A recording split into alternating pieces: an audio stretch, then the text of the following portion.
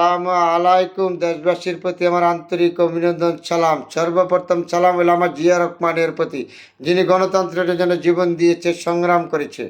দ্বিতীয় সালাম বেগম খালেদা জিয়া, যিনি গণতন্ত্রের জন্য জীবন দিয়েছে, সন্তান হারিয়েছে, স্বামী হারিয়েছে, এ দেশ ছেড়ে কোনো জায়গা যায় না। বেগম খালেদা জিয়ার প্রতি আন্তরিক অভিনন্দন, শুভেচ্ছা, ভালোবাসা। তারপরে সালাম আমার 10,500 কিলোমিটার থেকে ভারপ্রাপ্ত চেয়ারপারসন তারেক রহমানের প্রতি আমার আন্তরিক অভিনন্দন, শুভেচ্ছা, ভালোবাসা। যিনি 17 বছর দলটা পরিচালনা করেছেন, কোনো একটা লোক দল ছেড়া যায় নাই।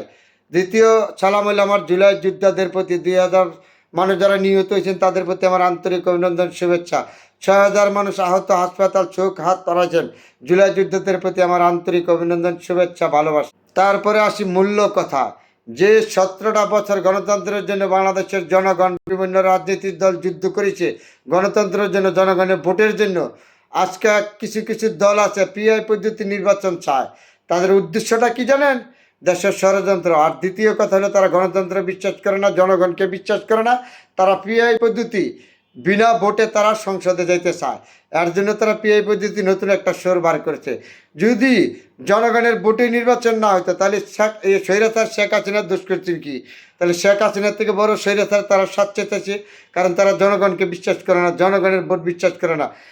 ভারপ্রাপ্ত চেয়ারপারসন তারেক রহমানের প্রতি, বিএনপি নেতা নেত্রীদের প্রতি আমার অনুরোধ, আমরা জনগণের ভোটে যাকে ভোট দিবে সে নির্বাচিত হয়ে পার্লামেন্টে দেবে। জনগণের ভোট ছাড়া অন্য কোনো পদ্ধতি আমরা মানি না। বাংলাদেশের 17টা বছর বিএনপি গুণ খুন নির্যাতন মামলা আমলা এমন কিছু নাই বিএনপির নেতা নেত্রী অন্য অন্য নেতাকর্মীরা যারা অত্যাচার না হয়েছে। এই 17 বছর যুদ্ধ করে আমরা লাভ কি গণতন্ত্রের জন্য? আজকে পিআর পদ্ধতি নির্বাচন এক জায়গায় বসে পার্লামেন্টে চলে যাবে। ওরা জনগণ বিশ্বাস করে না, গণতন্ত্র বিশ্বাস করে না। তারা কেমন ধরনের মানুষ? তাহলে স্বৈরাচার কি অপরাধ করেছিল? তারা এই পিআই পদ্ধতির উদ্দেশ্য হলো স্বৈরাচারকে আবার পুনর্গঠন করা। তাদের তলে হাত দেন, তারা যে কোনো ষড়যন্ত্রের ভিতরে পড়ে গেছে। এত ভয় করেন কেন? জনগণের ভোটে নির্বাচিত হয়ে পার্লামেন্টে যাবেন, জনগণ যাকে খুশি তাকে ভোট দিব। জনগণের ভোটকে এত ভয় করেন কেন? গণতন্ত্র বিশ্বাস করেন না কেন? আপনারা কেন বিনা ভোটে সংসদে যাওয়ার জন্য তো লাফালাফি করতেছেন? তাহলে বিএনপির নেতা নেতৃত্বের প্রতি অনুরোধ, ভারপ্রাপ্ত চেয়ারপারসন তারেক রহমানের সাথে অনুরোধ, একটা সুতো পরিমাণ না, 17টা বছর বিভিন্ন রাজনৈতিক দল আমরা নির্যাতন হয়েছি, মামলা হামলা খেয়েছি।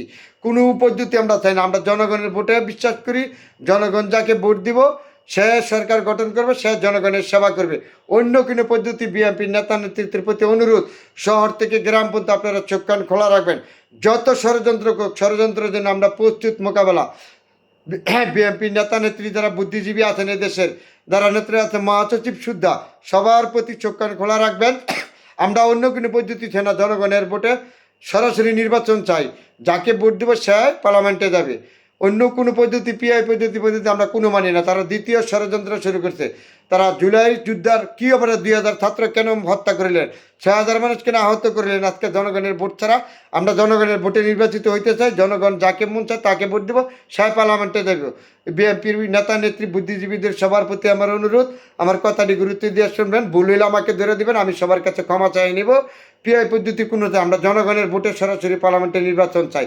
অন্য কোনো পদ্ধতি আমরা চাই না। ষড়যন্ত্র আমরা কখনো হইতে দিব না। বাংলাদেশে জনগণ যাকে ইচ্ছে তাকে ভোট দিবে, সে পার্লামেন্টে যাবে। গণতন্ত্র বিশ্বাস করে। আর যারা গণতন্ত্র বিশ্বাস না করে তারাই পিআই পদ্ধতি নির্বাচন চায়।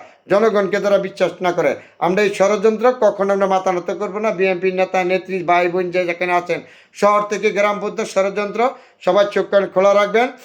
বিএনপির মহাসচিবের প্রতি, যারা বিএনপির সিনিয়র নেতা নেত্রী আছেন, সবার প্রতি আমার অনুরোধ, কথাগুলো যদি ভুল হয় আমাকে ধরে দিবেন।